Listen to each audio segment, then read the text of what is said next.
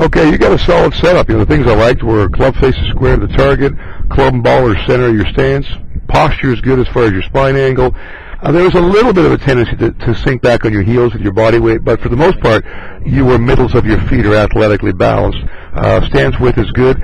Grip is good, but the right arm would get a little rigid almost or straight.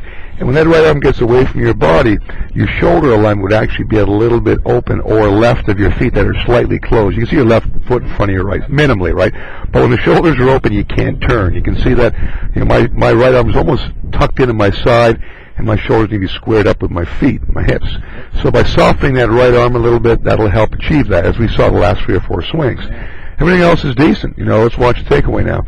And look, you can almost have to take it back with your forearms and hands, the club head, right?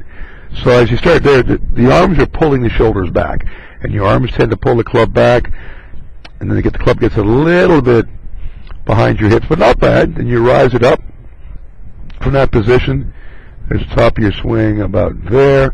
So everything else is pretty good. And this is one of the swings where we had talked about tucking, because see how there's not much daylight between your legs? Yeah. When you were taking it back with your arms pulling it around, your legs were spread apart because your arms were pulling everything away. So that's actually already a better turn. The club can now drop inside. See that? And the club can release, almost dropping your hands just in front of your right pocket, and then extending out and driving through it. So it's a good solid swing, but you know, your shoulders need to initiate, and you just can't assume they'll do that. It's all about preparing setup-wise to encourage it to happen on an automatic basis. And that goes for every club in your bag.